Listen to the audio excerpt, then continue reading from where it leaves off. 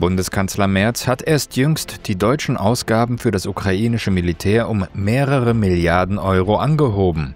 Dennoch bekommt er scharfe Kritik von Seiten der Grünen und liberalen Kriegsbefürworter, namentlich der Grünen-Politiker Anton Hofreiter und die FDP-Politikerin Strack-Zimmermann. Sie fordern weitere Ausgaben für die Sicherheit der Ukraine. Merz selbst liebäugelt noch immer mit einer Lieferung des Taurus-Marschflugkörpers. Anfang der Woche erinnerte ihn der Bürgermeister von Kiew, Vitali Klitschko, an sein vor der Bundestagswahl gegebenes Versprechen, den Taurus an Kiew zu liefern. Woher kommt dieser Wahn in der deutschen Führung, immer mehr Geld und Waffen in die Ukraine zu pumpen? Wird Merz tatsächlich die Lieferung von Taurus bewilligen? Boris Pistorius, the defense minister of Germany under both Scholz and I believe still Merz, had indicated in the period of time after Merz won the election, but before he became chancellor, that Germany would never provide the Taurus missile to Ukraine, and there were reasons for this. He said that the government of Olaf Scholz was aware of these reasons and that he would be briefing the new chancellor on these reasons and that these reasons wouldn't change. Reading into that, one could responsibly ascertain that Germany had been put on notice by Russia that it becomes a direct party to the conflict in Ukraine should it provide Taurus missiles to the Ukrainians, especially given the fact that the Taurus missile couldn't be used without extensive German military support on the ground in Kiev. Now, Merz has made statements that the Taurus could be provided with no German military support, but he hasn't backed that up. I think you have a situation where a German politician has been caught out with his own rhetoric, and people are calling him on it. But the fact of the matter is that if Germany provides the Taurus missile to Ukraine and that missile is used against Russian strategic infrastructure, Germany will be viewed by Russia as a party to the conflict, thereby opening up the possibility of Russian military intervention on German soil. Now, the question is, how will NATO respond? Will this an Article 5 collective self-defense thing, or is Germany hanging itself by unilaterally getting involved in a conflict that has not been approved by NATO? These are things that the German people have to think about long and hard. And I think that this reality is something that continues to constrain Merz and the German government in terms of the provision of actual Taurus missiles. What I think is happening is that Germany is working on transferring technology to Ukraine that can be adapted by the Ukrainians to create a Taurus-like system that would be called Ukrainian and be used only by Ukrainian soldiers by removing German fingerprints. And I think that is the drawing on right now. In einer Talkshow im öffentlich-rechtlichen Fernsehen bezichtigte Merz jüngst den russischen Präsidenten Putin einer Lüge. Putin hatte argumentiert, der Taurus-Marschflugkörper lasse sich nur von Bundeswehrpersonal bedienen. Damit käme sein Einsatz gegen Russland einer Kriegserklärung gleich. Merz hingegen behauptet, wenn Taurus geliefert würde, werde er ausschließlich von ukrainischen Soldaten bedient werden, wie es beim britischen und französischen System Storm Shadow bzw. Scalp der Fall sei. Ist das tatsächlich so? Kann die Ukraine den Taurus völlig selbstständig bedienen? Wenn nicht, lügt Merz wissentlich oder weiß er das nicht? It wasn't too long ago that conversations between German officers about this very topic were released to the press, and according to the German officers involved, the Taurus missile could not be operated by the Ukrainians without direct German military support. Now, if Merz is trying to make the case that Germany has resolved all of these issues and somehow the Taurus now can be operated exclusively by Ukrainians, he hasn't made that case. The fact of the matter is the Taurus missile system that exists today is the same missile system that existed back when the German officers said it couldn't be operated in Ukraine without direct German military support. I would also point out to Merz that that same conversation highlighted the reality that neither Scalp nor Storm Shadow could be operated by the Ukrainians without the direct support of France and Great Britain. So Merz appears to be the lying And it's time for the German people to recognize this. Why do you put up with this modern-day Hitler? I don't know. But, hey, it's your life, it's your country. Sell it down the highway to hell any way you want. But I'm sick and tired of Merz. I'm sick and tired of his lies. Again, I mean, aren't you embarrassed by this leader? Aren't you ashamed of this man? Aren't you ashamed of what he's doing to your country?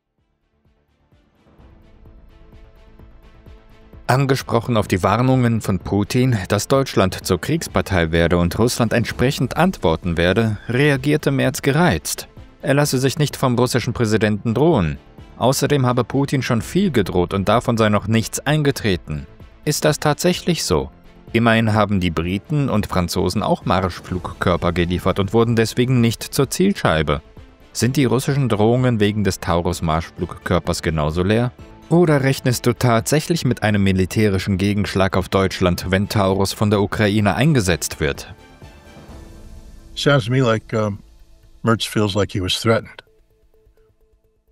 Even though he said he won't be threatened, sounds to me like he feels like he was threatened. I think he doth protest too much. He knows he's been threatened. And he knows that these threats are real. It always cracks me up. People tend to forget that in September of last year, Keir Starmer showed up at the White House with a little, red box containing official documents.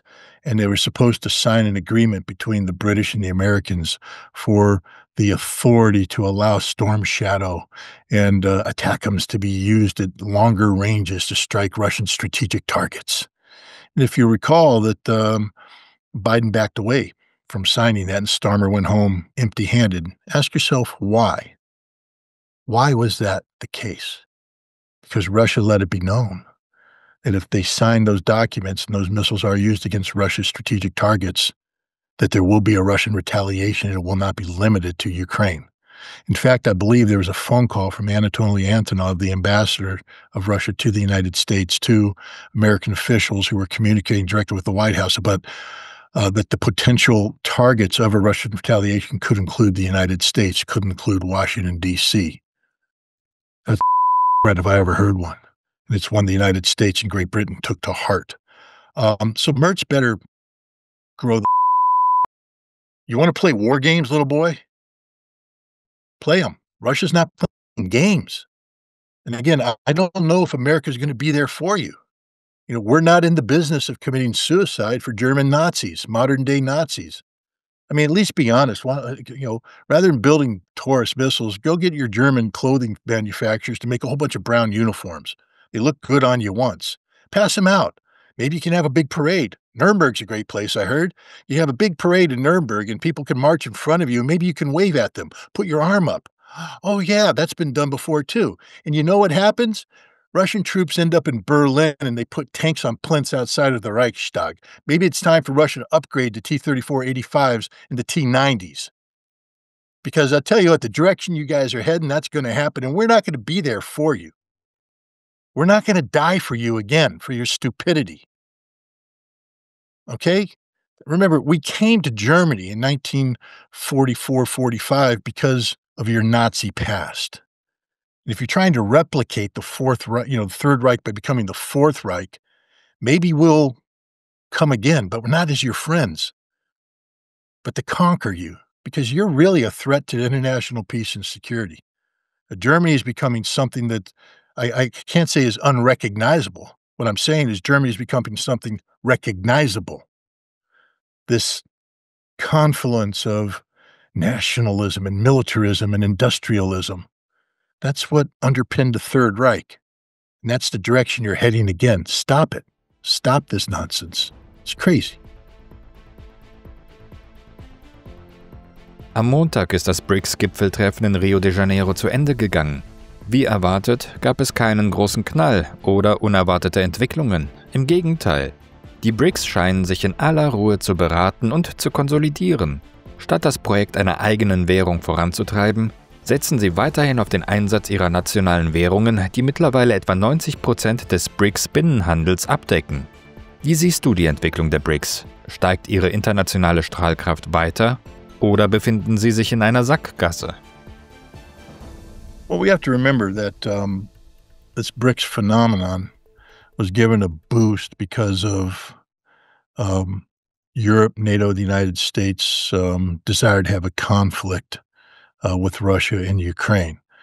On February 4th of 2022, Vladimir Putin met with Xi Jinping in Beijing on the eve of the Winter Olympics, and they released a 5,000-word joint statement, which basically said that they will no longer respect or work with or recognize the hegemony of the rules-based international order being, promulgated by the United States and Europe.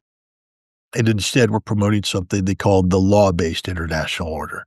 The law, of course, being the United Nations Charter and the concept of the framework of international law that's derived from that. In that statement, the Russian and Chinese leaders said there's different venues open to challenge the rules-based international order. They mentioned, for instance, the Shanghai Cooperation Organization. They mentioned the G20, and they mentioned BRICS.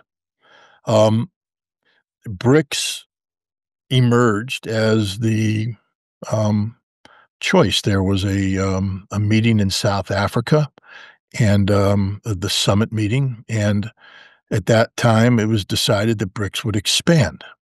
And then in 2024, Russia took over the BRICS, and this expansion continued and then was, sought to be consolidated somewhat. But, we are talking about a phenomenon that's just a few years in the making. I think what we're seeing right now is that we've had 2 cycles of expansion of BRICS from the original 5 members to, a larger group of members, and then now you see partners, a new category being brought in.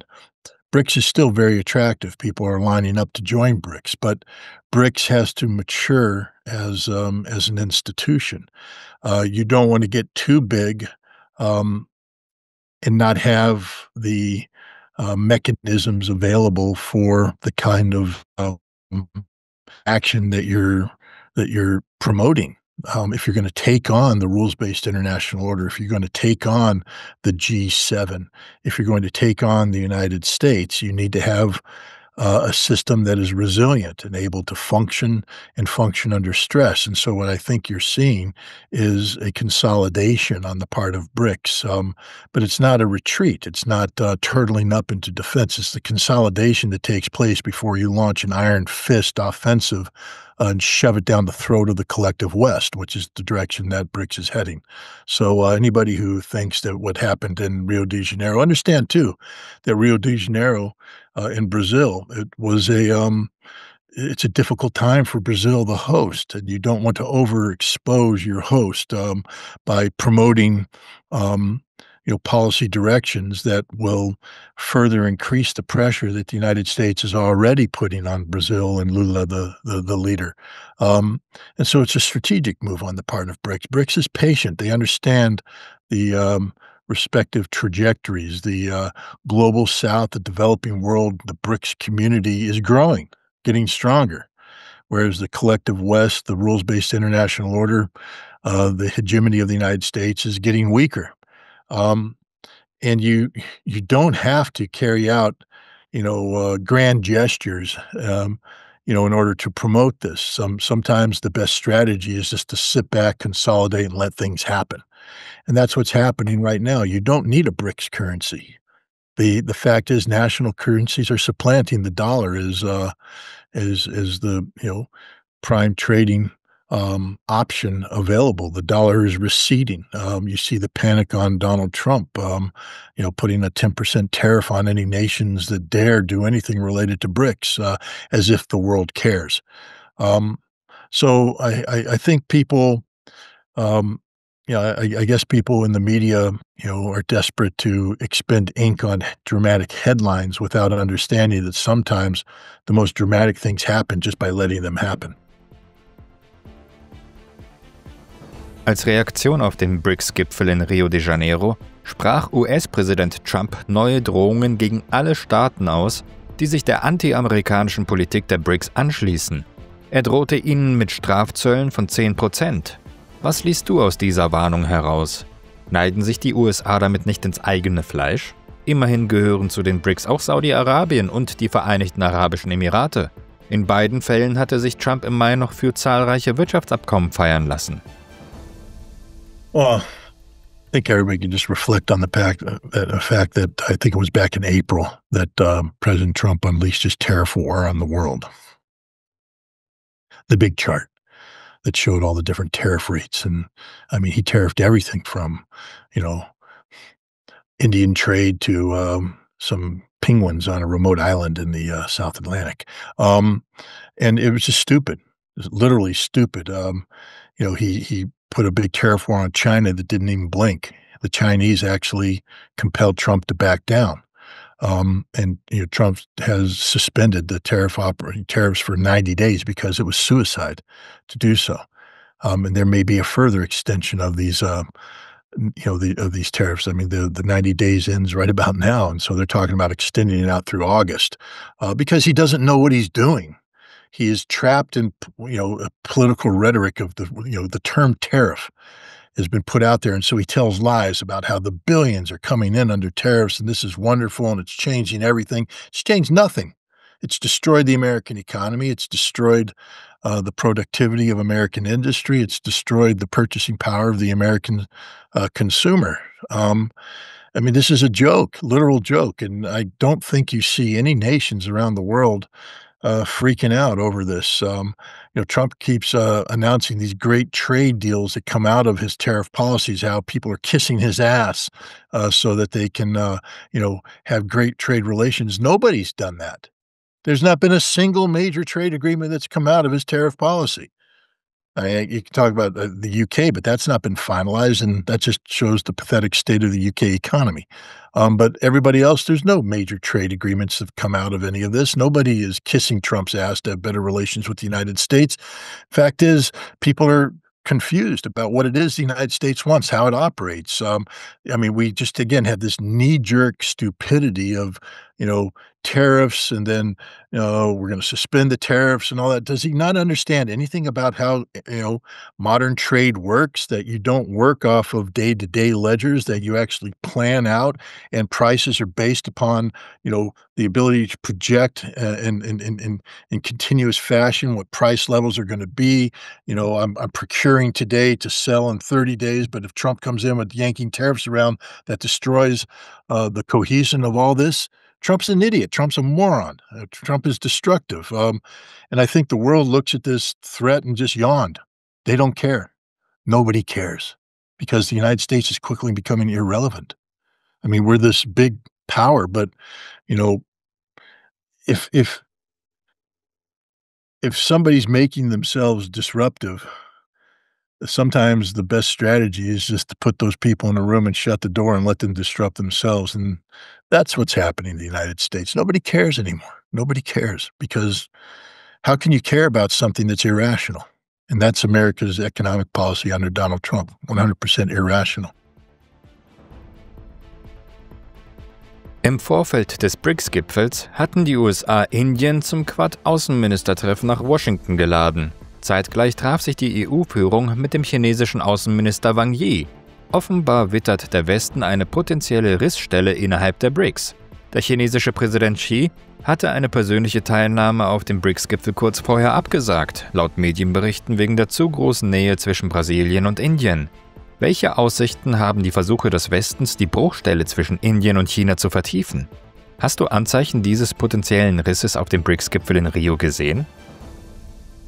Well, India's always been a nation sitting on the fence. We've seen tension between India and China before Rio. If you go back to Kazan in 2024, one of the big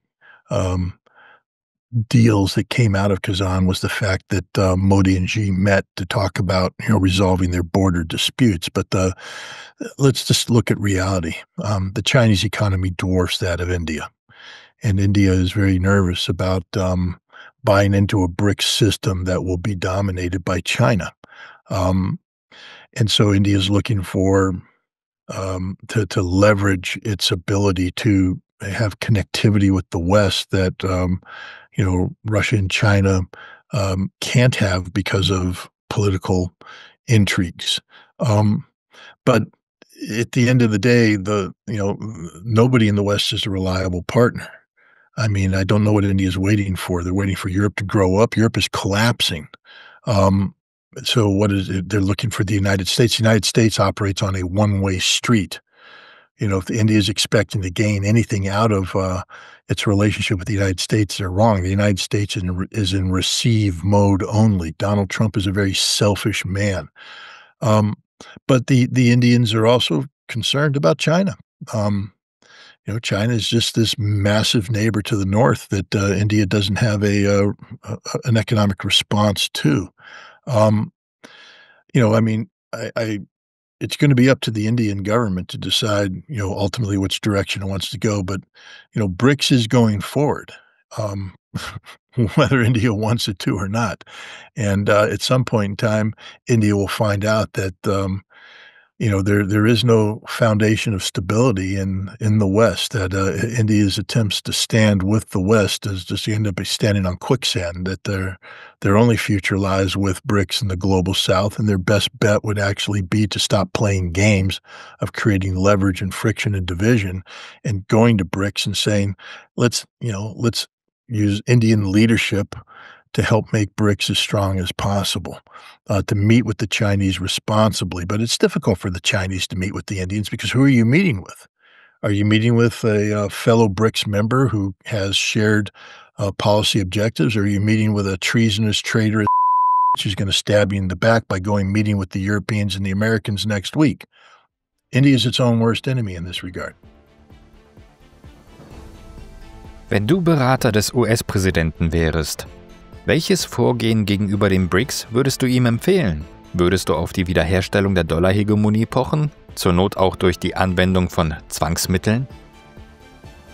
A notional American president, one who will actually listen and do things, or President Trump? Because if it's President Trump, I could never advise him because he's a narcissistic, egomaniac man-child who is incapable of receiving advice. But if we're talking about a notional American president, one who operates with the genuine concern of the nation at heart, you have to start with a strategic foundation. What is it that the United States wants to be? How does the United States project itself to be in 5 years, in 10 years, in 20 years? And you have to build policies that meet these objectives. Does the United States intend to be the global hegemon in the foreseeable future? Because that's a policy direction that requires, a much more confrontational approach. Does the United States want to be part of a responsible member of a multipolar nation willing to accept the fact that we no longer are the shot caller globally, but not willing to yield on, issues of sovereignty? So that seems to be the more responsible position. But how does an American politician sell that to an American public, which is so singularly focused on being the world's exceptional nation, the world's exceptional power? So there's some domestic problems here as well. You can't disconnect foreign policy from domestic policy. How do you sell to the American people, the reality that we're no longer what we were 20, 30, 40 years ago?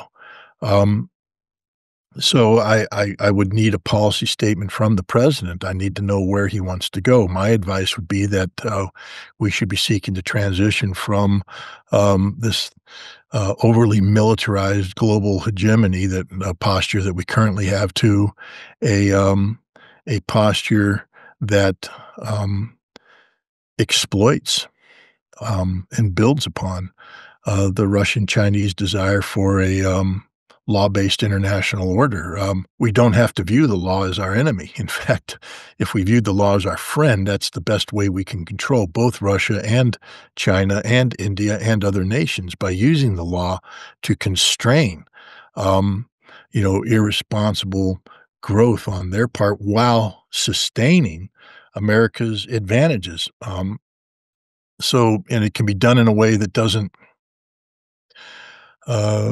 create, military upon military confrontation. We are still one of the strongest economies in the world. Yes, we have problems. We have a massive debt, but we dominate the global economy. Only China has the ability to challenge us on the global economic stage. And we actually have some strengths that China doesn't have, for instance, energy independence. How do we exploit this energy independence for our economic benefit? Again, in a manner that doesn't promote hegemony, but promotes firmly establishing America's role in a um, truly multipolar global environment. You know, you don't have to sit at the head of the table to dominate the table. Everybody knows this. Everybody knows that when people sit down at the table, there's people at the table who have gravitas, people who deliver, people who have potential. And sometimes those people don't even speak first. Sometimes those people let other people speak first, commit themselves to policy directions that are unsustainable, it cannot be accomplished because those people lack the resources or the discipline to carry it out. And then the true leader steps forward and says, great ideas. Let's discuss possible ways to bring them. And suddenly everybody's looking to them for the solutions. You didn't have to be King Arthur sitting at the head of the table. You just have to be the responsible party at the table. And that's what I want the United States to become, the responsible party at the table, willing to listen to what the other people want to accomplish. And then when other people are struggling to come up with solutions, to be the nation that provides the solutions, the leadership to get it done. But you lead as a partner, not as a dictator. This is the direction I would recommend a president of the United States to head in. Now, that's a 20-year vision, which means that we have to, presidents rule for 4 years or 8 years. We have to have realistic benchmarks, and it has to be done. Again, it can't be done separate from domestic political reality, because what happens if we begin a process of transformation in the United States in terms of foreign policy, but we haven't coordinated it domestically. We're simply trying to push it through using executive orders and the strength, the unilateral powers of the executive. When there's a political sea change in the United States, and the party that's in power gets replaced by the other party, who now views what you've been doing as anti-American, and then there's this knee-jerk reaction, and they undo everything that you've been doing. So you have to go slowly. You have to build a domestic political consensus so that no matter which party is in power, everybody agrees that the path towards transforming America from a global hegemony into a global partner is the path that the United States all agree needs to go on. And then you can proceed slowly, responsibly, and rationally, working with the world. BRICS right now is in a transformation state. This is the best time to begin to engage with BRICS, not as an enemy and not as a member, but as a global partner, to recognize that BRICS is a reality, and let's work with them together. BRICS, is struggling to come up with, trade mechanisms, and they're trying to come up with alternatives to SWIFT and to the dominance of the dollar. Why don't we make it more difficult for them to seek alternatives by making SWIFT and the dollar more attractive? Saying, rather than run away from the dollar, what can the dollar do for you? How can we make the dollar better for you? We'd like to keep your business.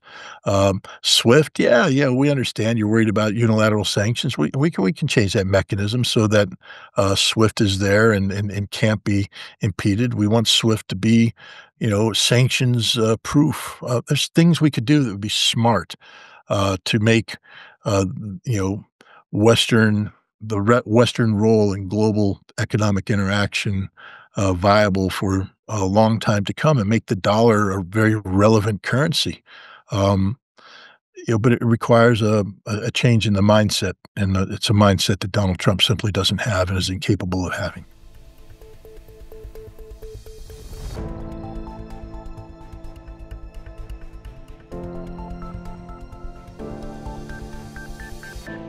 Liebe Zuschauer, wenn euch unsere Beiträge gefallen, teilt sie unbedingt in den sozialen Medien.